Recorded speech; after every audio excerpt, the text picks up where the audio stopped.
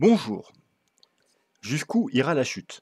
C'est ce que nous allons voir dans l'analyse du jour. Mais avant de commencer, n'oubliez pas de vous abonner, de mettre un petit pouce bleu et de laisser un commentaire. Alors, dans la vidéo du jour, qu'est-ce qu'on va voir? On va aller faire un tour, comme d'habitude, du côté du court terme. On ira jeter également un petit coup d'œil à deux trois petits indicateurs.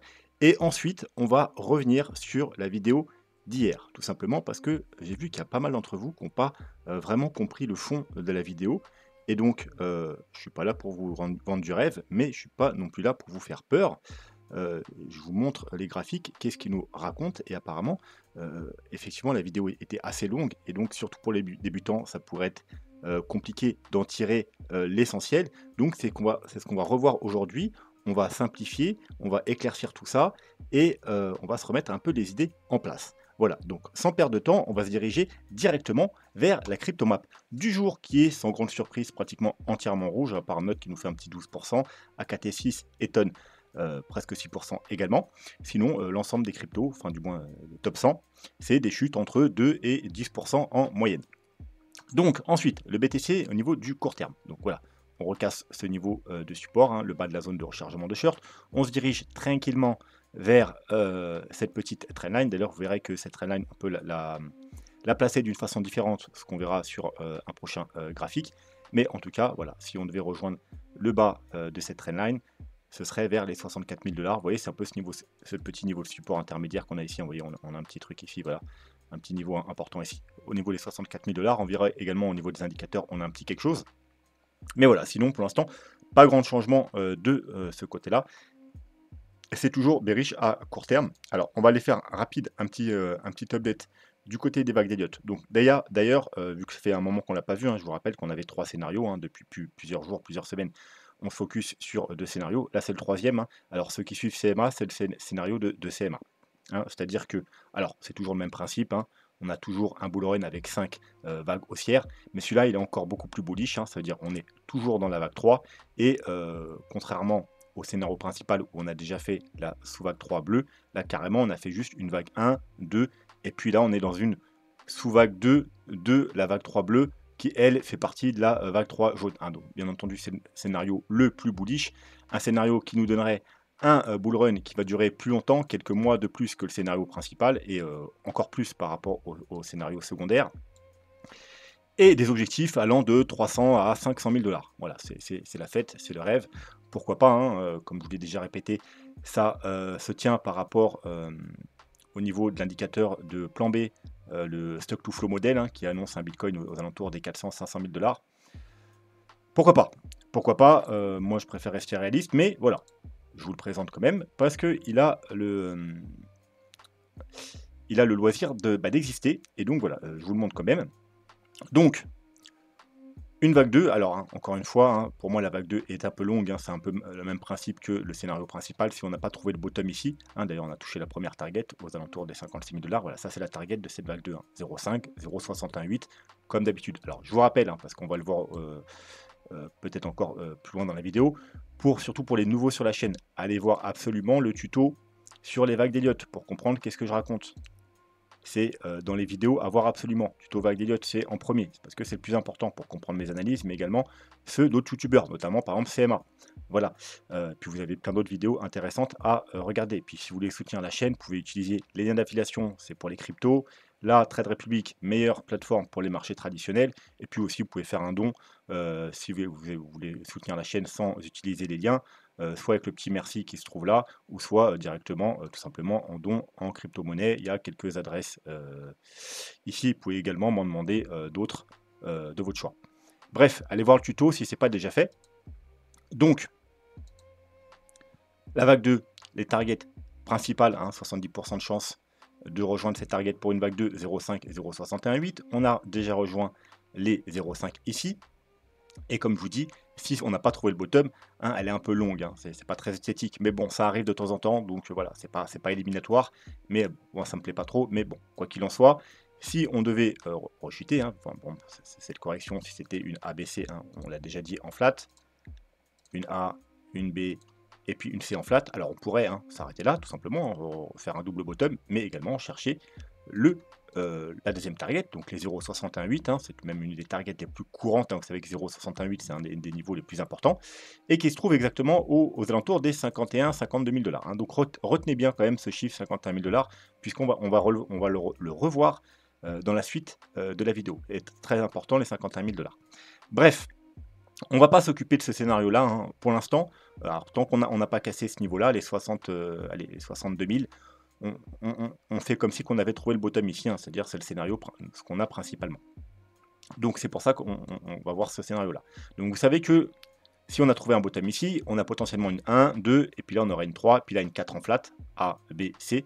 Malheureusement, vous voyez que là, alors, on est sur, on va dire, le support de la dernière chance. Si on casse les 64 900 $, bon, bah, on n'est plus dans ce scénario-là, il faudra trouver un autre scénario. Donc, un autre scénario possible, que je n'aime pas des masses non plus, ce serait qu'on ait fait 1, 2, 3, 4, 5 avec une vague 5 tronquée. Bon, une vague 5 tronquée en bull run, vous savez, j'aime pas trop. Hein. Tronquée, ça veut dire elle est plus courte qu'elle ne devrait. Voilà. En bull run, on est censé être bullish, donc on a rarement des vagues tronquées. Mais bon, on peut voir que sur le RSI, on aurait une 1, 2, 3, la vague 3 qui est plus haute que la 1, 4 et 5 en divergence, donc c'est ce qu'on attend d'une vague 5, donc bon, ça se tient un petit peu, pourquoi pas, pourquoi pas. Et dans ce cas-là, eh bien, là, on sera en train de faire une vague 2 en flat. Donc bon, vous savez qu'on a un dernier objectif des flats, hein, c'est les 0,618. C'est vrai que je ne l'ai pas mis. Je ne l'ai pas mis. Et il se trouve là. Hein, vous voyez la petite ligne là, je vais la mettre quand même. Je vais la mettre quand même, voilà. Donc ça, c'est le dernier objectif de la flat. Hein. Bon, c'est plutôt rare, mais voilà, ça a le mérite d'exister. Voilà. Et puis, vu que c'est une vague 2, eh bien, les objectifs de la vague 2. Hein, pas 0,5, 0,618. Bon, hein, je l'ai déjà mis, hein, vous voyez 0,5, 61,8, c'est le rectangle blanc qui était déjà affiché. Bon, bah, il y a une confluence, voilà, du coup, hein, on a le dernier objectif de la flat, les 0,618, puisque là c'est une flat, et les objectifs de la vague 2. Bon, donc, pourquoi pas, hein, 1, 2, et puis après on va faire 3, 4, 5, et puis on a trouvé le bottom ici. Bon, maintenant, si on casse les 62 600, on sort de scénario, hein, donc on sera déjà sorti depuis longtemps du scénario 1, 2, 3, 4, hein, vu que si on casse là le plus bas qu'on a trouvé actuellement, c'est fini. Et si on casse ici, on est sorti des objectifs de la flat. Une flat ne peut pas aller plus loin que 1,618, et on sortira également de 0,618 par rapport à une 2, ce qui veut dire on sort également de 70% des cas du retracement d'une vague 2. Donc grosso modo, voilà, ce scénario, on peut l'annuler et on sera dans ce scénario-là. Hein. Alors, celui-là ou l'autre scénario, mais voilà, en tout cas, on ira plus bas. Voilà, donc ça, c'était pour l'update rapide sur les vagues d'Elliott. Maintenant, on va se concentrer sur plus important.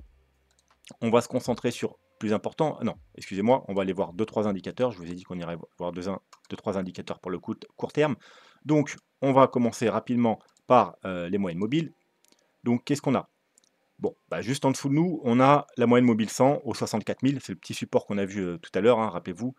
C'est tout simplement, hop, voilà, hein, le petit support ici, le petit support ici, le petit support ici, 64 000. Bon, voilà, il apparaît encore ici. C'est tout simplement la moyenne mobile 100, hein, en exponentielle. Hein, les moyennes mobiles exponentielles, moyenne mobile 100. Si on casse les 64 000 $, c'est problématique par rapport aux moyennes mobiles, parce qu'après, vous savez qu'en général, quand on casse une moyenne mobile, hein, vous voyez, on casse la moyenne mobile, on vient rechercher la moyenne suivante. On casse une moyenne mobile, on vient rechercher la moyenne suivante. Alors des fois, vous voyez, hop, là, ça va, on n'a pas validé, hein. Clôture de bougie, mais on n'a pas eu de confirmation, donc on était sauvé.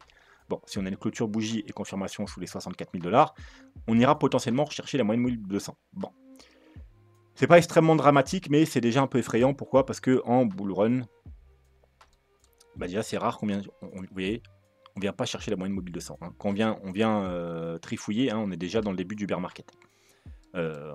Sur le bull run précédent, vous voyez, on revient la toucher légèrement ici, hop, on décolle directement. Hein. Là, on ne vient même pas la toucher. Alors, je vais zoomer, hop, vous voyez, on s'en rapproche, mais on ne vient pas la toucher. Là, on ne vient pas la toucher. Et voilà, puis lorsqu'on vient la toucher, c'est le début du bear market. Hein, puisque c'est la moyenne mobile, c'est le garant de la tendance daily. Hein, c'est le dernier support de la tendance daily. Ensuite, bon, on passe en mode bearish. Donc, y aller, ça commence à être effrayant, mais bon, tant qu'on la tient, ça va. Hein. Donc, tant qu'on tient, en gros, le dernier bas qu'on a fait ici, donc les 56 000 $, et bien entendu, je parle bien de clôture, etc., tout va bien.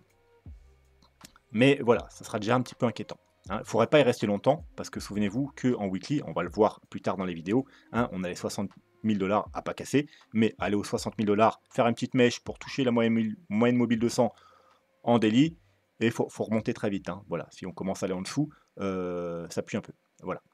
Donc ça, c'est moyenne mobile. Ichimoku. Alors, moyenne mobile, on peut jeter un coup d'œil en 3 jours rapidement. On est en train de, alors, c'est pas clôturé, on est en train de travailler la EMA 21. Hein. Si on clôture comme ça, on risque de se diriger vers justement la moyenne mobile 50 aux 60 000 $, les fameux 60 000 $. Bon, puis ensuite, hein, beaucoup plus bas, on aura les 51 000 $. Vous voyez, on revient sur encore, hein, je vous ai dit, retenez les 51 000 $, niveau important.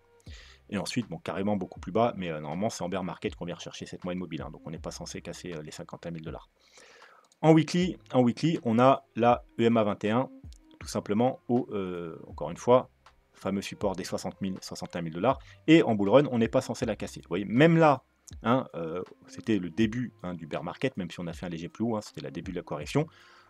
On a tenu, hein, on a fait une petite clôture, mais on a directement ravalé, donc fake out, on n'est pas venu en dessous. Hein. Et ouais, normalement, en général, on ne vient pas la rechercher. Hein, le support, c'est la EMA 21. Vous voyez, EMA 21, EMA 21. Là, on a fait une mèche, mais vraiment une très rapide pour aller justement tâter la 50. Mais vous voyez, en général, c'est la EMA 21 qui fait support lors du bull run. Et lorsqu'on vient vraiment travailler la EMA 50, bon, voilà, c'est le début du bear market.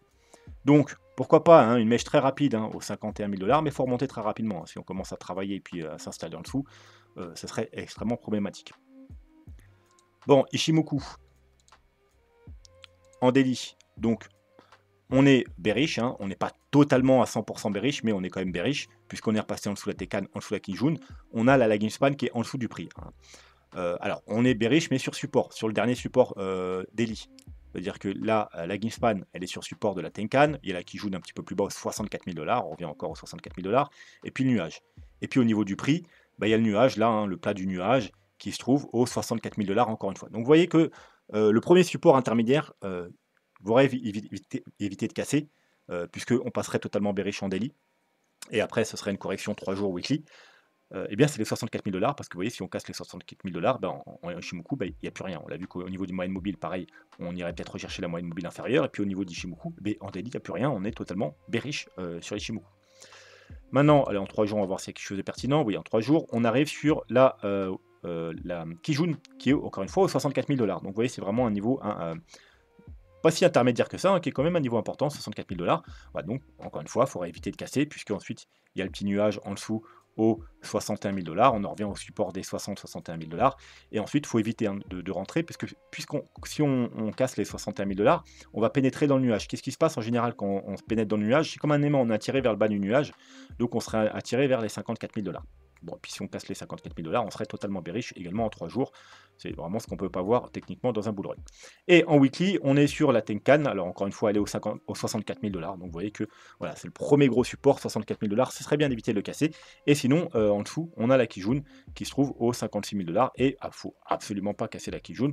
Pourquoi? Parce que bien évidemment, en bull run, hein, à part ici, comme je vous disais, c'était plutôt le début du bear market, on casse pas la Kijun. Vous voyez, on vient s'appuyer dessus. Hein. On vient s'appuyer dessus, on vient s'appuyer dessus, on vient s'appuyer dessus, on vient s'appuyer dessus, et puis quand on la casse, eh bien, elle joue résistance, et puis c'est le début du bear market. Voilà, donc voilà, faudrait éviter de clôturer sous ces niveaux. Et pour finir, le super trend, super trend qui est un des indicateurs les plus simples, mais les plus pertinents. Donc voilà, on est sur le support du super trend, encore une fois, il est pile poil, on est venu pile poil le toucher, il est à 65 000 $. Alors attention, celui-là, il fonctionne avec les clôtures. C'est-à-dire que vous voyez que pour les tendances court terme, c'est très bien. Vous voyez, on monte, hop, petite correction, on monte, petite correction, quand il repasse vert, on monte, correction, il repasse vert, on monte, petite correction, il repasse vert, on monte, petite correction, il repasse vert. Bon, pour l'instant, il n'a pas monté beaucoup. Donc là, si c'est juste un pullback et puis qu'on repart, pourquoi pas. Si on clôture, on aura peut-être droit à une prochaine jambe baissière. Voilà, donc si on clôture en daily sous les 64 900 $, eh bien, il va repasser rouge malheureusement. Alors, vous savez qu'en daily, c'est pas grave, il y a des petits faux signaux, c'est pas très important. Hein. Ce qui nous apporte, c'est le 3 jours et le weekly. Donc, le 3 jours, il est à 58 000 $. Donc, encore une fois, vous voyez, c'est support des 60 000 $, il faudrait éviter de le casser. Sinon, il repasserait jour. Alors, c'est pas non plus problématique.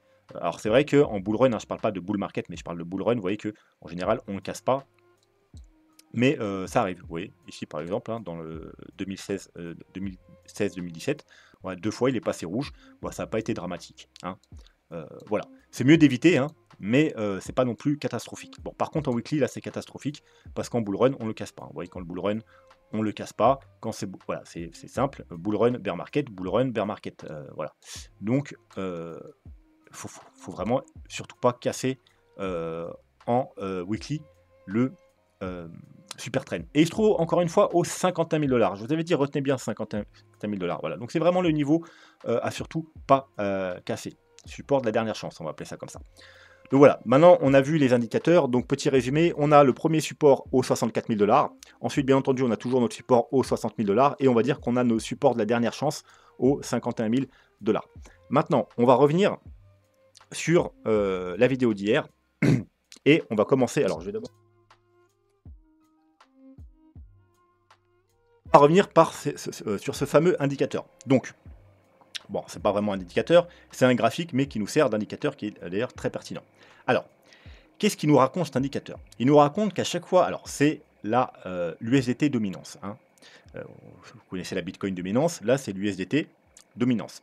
Donc, ce qu'il nous raconte, c'est qu'on a une très jolie trendline haussière. Et qu'à chaque fois qu'on vient tester cette trendline, ici, ici, ici, ici, et bien sûr le graphique, ça correspond à un top de marché, ou un niveau juste avant une grosse chute.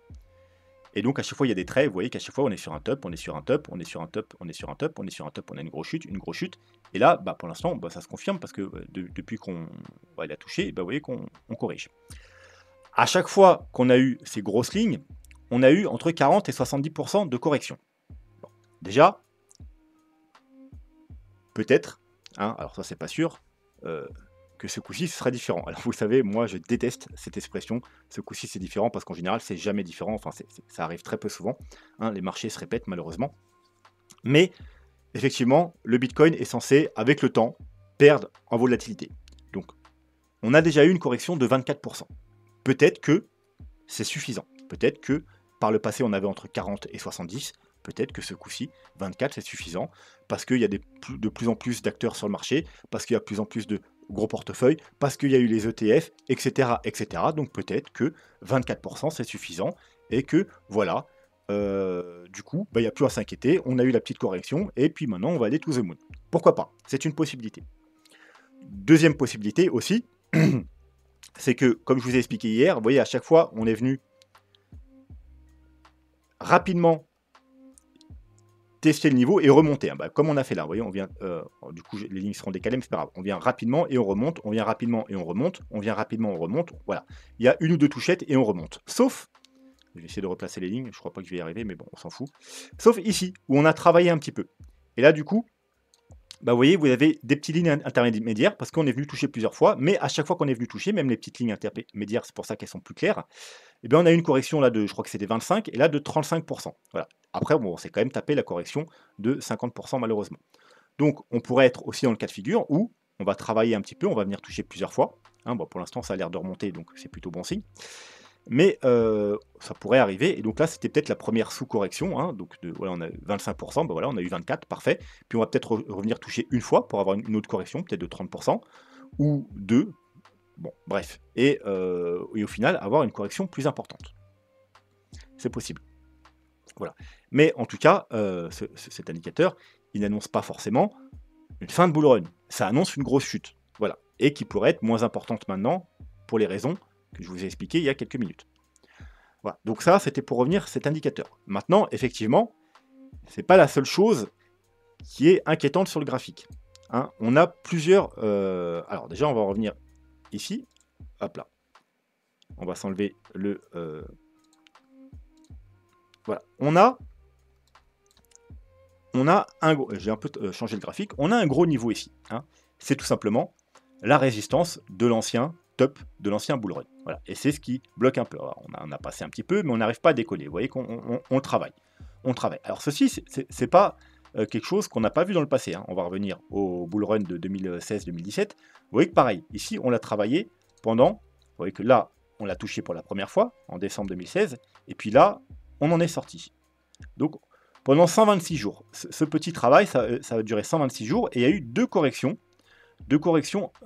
On n'a pas l'air, ça n'a pas l'air comme ça, mais c'est des corrections de 30-40%.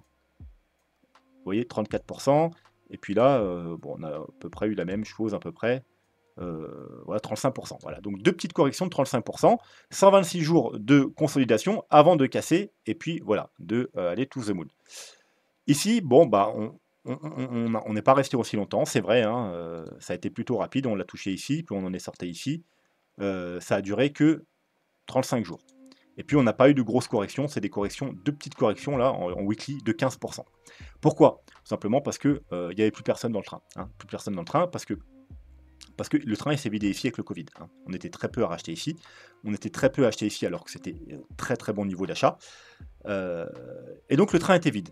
Et on l'avait déjà vidé, donc il est parti sans problème. Il s'est pas trop arrêté aux 20 000 $. On est parti direct to the moon. Voilà. Donc là, par contre, le train, bah là, il ne s'est pas trop vidé. Hein. Il s'était vidé ici, hein, ici. Mais voilà, il s'est rempli, il s'est rempli, il s'est rempli. Et donc, on a besoin peut-être de plutôt faire un peu comme en 2017, 2016-2017, voilà, de stagner un petit peu, de vider un peu le train, avec de faire peur aux gens, de stagner, de corriger, etc. etc. Voilà. Ensuite, alors en daily, on a un petit niveau qu'on est en train de casser. Alors c'est un niveau intermédiaire, c'est les 67 000 $. Vous voyez, c'est un niveau qui fait support, résistance, support, résistance, résistance, support, support, support, support. Bon, on le casse. C'est du daily, c'est un niveau daily, hein, c'est pas un niveau weekly. Voilà. Mais malheureusement, on est également en train de aller casser cette petite trendline. Rappelez-vous, au début de vidéo, je vous ai dit la trendline, celle-ci, on peut la placer différemment. Voilà. Bon bah c'est hop, excusez-moi, elle est où? C'est celle-ci. Vous voyez, on prend pile le bottom ici en octobre 2023. Ici, on vient faire une touchette en janvier. On revient refaire une touchette en 24 et ça nous donne une plutôt jolie trendline. Hein. C'est une trendline, on la voit en daily, en 3 jours, en weekly. Voilà. Alors, bien entendu, on est en train de la casser en daily. Hein. C'est une trendline weekly. Donc la confirmation se fera à la fin de la semaine. Si on clôture à la fin sous la trendline et si on a une bougie de confirmation, eh bien c'est plutôt mauvais signe parce qu'on casse une trendline qui dure depuis, on sait rien, 6 mois. Donc voilà, ça nous annonce une chute plus importante. Encore une fois, c'est pas quelque chose qui nous annonce la fin du bull run. C'est juste, ça nous annonce une chute plus importante. Hein, vous voyez, un peu comme ici, regardez. On avait le même genre de trendline ici, hein, qui a duré pas mal de temps ici, on l'a cassé. Bon, bah, c'était pas la fin du bull market, hein. On a fait une correction, effectivement. Quand on l'a cassé, hein, on est venu corriger de 14-15%. Bon, bah voilà, hein, on pourrait avoir une petite correction seulement de 14-15%, hop, 15%, ça nous emmène à 55 000 $. Vous voyez, c'est pas catastrophique, hein, à peu près retester le dernier machin. Donc voilà, c'est pas non plus la fin du monde, mais ça nous annonce quand même effectivement une correction plus importante. On a quoi d'autre également? Effectivement, on a cette vilaine figure qui est un potentiel M-top. M-top, hein, c'est McDonald's. Hein. En général, c'est pas bon. Mais pour valider un M-top, il faut casser la base. Hein. Donc, il faut casser ce fameux niveau des 60 000 $. Et effectivement, si on casse avec clôture et confirmation, eh bien, on pourrait avoir une chute plus importante. Alors, en général, c'est quoi les objectifs? Alors, on n'est pas obligé de les remplir, mais il y a des objectifs. Bon, bah, vous prenez le hausse, vous le reportez à la baisse, et puis ça nous donne un niveau aux alentours des 48 000 $. Voilà, donc au niveau, vous voyez, de ce support ici, hein, 48 000, 50 000 $. Voilà, on va dire, c'est proche des 51 000 $, le support de la dernière chance. Donc voilà. Donc encore une fois, c'est bearish, mais c'est pas catastrophique, ça nous annonce pas non plus une fin de bull run. Alors oui, effectivement, la dernière fois qu'on a eu un gros M-top ici, avec en plus une divergence sur le RSI, une grosse divergence, comme on a ici, on a une divergence, vous voyez, hop, une divergence, hop, voilà. Là, on fait un double top, et puis là, on va clairement plus bas. Donc, une divergence, eh bien, bon, c'était très mauvais signe. Mais on avait eu, rappelez-vous, je pense pas qu'on soit, vous voyez, c'est pas du tout, c'est pas le même time frame. Hein. Disons que là, c'est plutôt du 3 jours, un M-top 3 jours. Et là, c'est vraiment un M-top weekly. Hein. Un M-top 3 jours, on en a eu un là-dedans, regardez, hop. Voilà, on est plutôt quelque part par ici. Vous voyez qu'on a eu, enfin, on a eu une divergence, je parlais de divergence. Bon, pareil, vous voyez, on a une sorte de, on a même un triple top, là, c'est même plus un M-top, c'est un triple top. On a eu, hop, divergence, et puis divergence, divergence. On avait eu 3 divergences à la suite. Hein. C'était genre, ça nous criait, attention, attention, attention, attention, un rounding top, distribution, etc. Bon, une fois qu'on a cassé ça, bon, voilà, bon, on a une chute de 50%. Voilà. Donc ça ne veut pas dire qu'on va avoir une chute de 50%, mais en tout cas, voilà, si on casse les 70 000 $, on aura une chute importante, et pourquoi pas aller rejoindre justement le support de la dernière chance aux alentours des 50-51 000 $. Ouais, mais encore une fois, c'est pas quelque chose qui nous annonce la fin du bull run. Bien entendu, si on casse le support de la dernière chance, les 51 000 $, là, c'est possible. Là, c'est une possibilité d'annonce de la fin du bull run, parce qu'il y aura pas mal d'indicateurs qui nous donneront les signaux de fin de bull run, effectivement. Hein, alors, vous inquiétez pas, comme à chaque fois, je vous fais une vidéo sur tous les indicateurs de la fin du bull run, vous savez qu'on fait ça tout le temps. J'ai une dizaine d'indicateurs qui nous donnent des signaux de fin bull run. Pour l'instant, il n'y en a aucun qui s'est allumé, donc comme le titre de la vidéo, jusqu'ici, tout va bien. Mais effectivement, si on commence à casser les 60 000 $, et si on aura peut-être les premiers indicateurs qui vont clignoter rouge, et si on casse les 51 000 $, là, voilà, il y a forte chance qu'il y a beaucoup d'indicateurs qui nous annoncent que c'est problématique. Mais pour l'instant, tout va bien. Effectivement, on est en train de... ça a une allure bearish, voilà, mais il n'y a aucune validation, il n'y a rien qui a été validé. Voilà, tant qu'on n'a pas cassé les 60 000 $, pour l'instant, tout va bien. Tout va bien, voilà. On pourrait très bien être exactement hein, comme je vous ai dit dans ce scénario-là. Vous voyez qu'on a un M-top ici, mais regardez, on n'est pas allé plus bas. On n'a pas validé le M-top. Hop, ici. Voilà, là. On a exactement la même chose, avec une belle divergence weekly, regardez. On a la même chose ici. Hein. Là, on est en train de faire la même chose qu'ici. On pourrait exactement faire la même chose. C'est-à-dire aller retester le bas, mais sans clôturer hein, en dessous les justement 60 000 $, sans valider, et puis repartir to the moon. C'est pas de problème. Donc pour l'instant, voilà, il faut juste être vigilant, parce qu'il y a une potentielle figure bearish, mais qui n'est pas encore validée. Alors oui, il y aura une petite première validation si on casse ce niveau ici, hein, puisque c'est une petite trendline, mais ça pourrait être juste une petite chute pour aller rechercher justement les 60 000 $. Bon, maintenant que ce graphique il est vu, on va aller voir également celui-là. Donc effectivement, celui-là on a quoi? On a un range, donc si on casse par le haut, on a une cible aux alentours des 84-85 000 $, et si on casse par le bas, effectivement, au passage, on réintègre ce canal, donc réintégrer un canal haussier, c'est jamais bullish. Donc, en général, la target finale, c'est le bas du canal, mais n'oubliez pas que dans un canal, il y a aussi la médiane qui est extrêmement importante, c'est cette ligne bleue, vous voyez, ici, ici, ici, ici. Et on pourrait rejoindre seulement la médiane. Ça tombe bien, regardez, c'est l'objectif parfait. Hein, vous voyez, l'objectif du range ici, il est reporté ici, et ça nous amène pile poil sur la médiane du canal, au 51 000 $. Encore une fois, les fameux 51 000 $. Donc, si on casse, hein, quand je parle de cassure, hein, je parle de cassure weekly, les 60 000 $, eh bien, la target principale sera les 51 000 $. Effectivement, c'est le support, encore une fois, de la dernière chance. Pourquoi? Parce que si on casse les 51 000 $, eh bien, voilà, hein, ça se passe comme ça, un canal.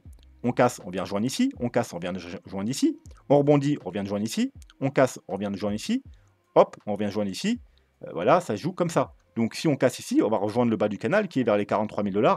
Voilà, là il y aura tout, voilà, c'est compliqué, on n'est pas censé revenir aux 43 000 $. On n'est pas censé. On sera probablement déjà en bear market. Voilà. Donc, support de la dernière chance. Mais gros support. Et tant qu'on n'a pas cassé ce support, le bull run, le bull market n'est pas remis en question. Voilà. Alors ce serait bien de tenir les 60 000 $ déjà. Voilà. Mais encore une fois, ça nous raconte que 60 000 $, c'est un gros support, et que si on le casse, on pourrait, il y a des chances d'aller rejoindre jusqu'aux 51 000 $, et c'est surtout le support à ne pas casser. Voilà. Et puis pour finir, il y a ce graphique hein, qui nous raconte un peu la même chose. On a un bull flag, on pourrait aller rechercher le bas du bull flag, donc encore une fois, vers les, vous voyez, 59 000, voilà, les 60 000 $, et qui est cumulé avec une trendline. Alors celle-là, c'est pas n'importe quelle trendline. Voilà, je vais vous mettre en mensuel, vous voyez, c'est une trendline qui date, qui est en mensuel, hein, qui date depuis 2013. Vous voyez, tout a fait support pendant 10 ans. 10 ans, elle a fait support. Une fois qu'elle a cassé, elle a résistance. Résistance pendant 1 an et demi, elle nous a fait résistance. Elle a fait résistance de septembre 2022 jusque février 2024. Vous voyez, une fois qu'on l'a cassé. Très grosse résistance. Mais là, on l'a cassé. Donc, on pourrait revenir, juste faire un pullback dessus. Alors, on a l'impression qu'on a pullback en mensuel. Mais en fait, si vous allez en weekly, hein, on n'a pas pullback dessus. On n'a pas pullback. Donc, on pourrait venir faire un pullback. Ce qui est un très gros support. Donc, ça rajoute du support aux 60 000 $. Mais du coup, ça rajoute le fait qu'il ne faut absolument pas les casser. Hein. Parce que si on les casse, bah non seulement on sort du bull flag, un bull flag c'est une figure bullish, donc encore une fois je le répète, lorsqu'on casse une figure bullish, eh bien c'est d'autant plus bearish, puisqu'une figure bullish, comme ici, on a un bull flag, c'est censé cassé à la hausse. Vous voyez, ça c'est un bull flag. Premier objectif d'un bull flag, c'est de rejoindre le sommet. Et le deuxième, c'est tout simplement, hop, vous voyez, le mât reporté à la hausse. Et vous voyez qu'ici, on est venu parfaitement rejoindre les targets du bull flag. Donc c'est ça un bull flag. Donc un bull flag censé casser à la hausse. Un bull flag qui casse à la baisse, c'est encore plus bearish qu'une figure bearish qui est censée casser à la baisse. Voilà. Et en plus, on casse la grosse trendline qui nous a fait support pendant 10 ans, résistance pendant 1 an et demi. Donc voilà, si on vient en dessous, risque de faire résistance. Hein. Déjà, ça nous annonce peut-être qu'on va baisser plus bas, donc potentiellement, hein, notamment aux 51 000 $. Et ensuite, on va avoir du mal à la repasser, et peut-être même qu'on ne la repassera pas avant la fin du bull run. Alors, c'est pas grave, c'est une trendline haussière. On peut très bien, vous voyez, rester en dessous jusqu'à la fin du bull run. Et puis, je ne sais pas, en mai 2025, être quand même aux 100 000 $. Mais en dessous. Voilà. Par contre, si on repasse au-dessus, bon, bah là, on pourrait peut-être vraiment décoller. Hein, mais voilà. Le mieux, c'est de ne pas de repasser en dessous, et plutôt qu'elle serve de support. Voilà, qu'à chaque fois qu'on vient s'en servir de support, pour aller rechercher beaucoup plus haut. Voilà. Mais encore une fois, même si on casse ça, ça ne nous annonce pas une fin bull run, ça nous annonce juste qu'on va être bearish un peu plus longtemps, qu'on va sûrement avoir une correction plus profonde, et potentiellement rechercher le support de la dernière séance aux 51 000 $. Voilà, j'espère que c'est mieux compris. Donc, pour l'instant, tout va bien. Hein, on est toujours dans ce range, dans ce bull flag. On a un très gros... Alors déjà, on l'a vu qu'on a un support intermédiaire aux 64 000 $. Donc dans un premier temps, tant qu'on tient les 64 000 $, c'est plutôt bon signe. Si on casse les 64 000 $, on a un très très gros support aux 60 000 $, vraiment un énorme support. Et si on casse les 60 000 $, on a vraiment le dernier support de la dernière chance aux 51 000 $, avant de parler vraiment de peut-être fin du bull market, effectivement, qui aura peut-être lieu si on casse les 51 000 $. Mais voilà, jusqu'ici, tout va bien. Voilà, sur ce, moi je vous souhaite une bonne soirée, un bon week-end. N'hésitez pas à vous abonner si ce n'est pas déjà fait, à mettre un petit pouce bleu, à laisser des commentaires, que ce soit pour me remercier ou pour me demander l'analyse de vos actifs préférés. Je sais qu'on n'en a pas fait cette semaine, on fera ça la semaine prochaine. Il y avait beaucoup trop de choses à dire cette semaine. Et puis voilà, encore une fois, un très bon week-end et je vous dis à lundi. Tchuss!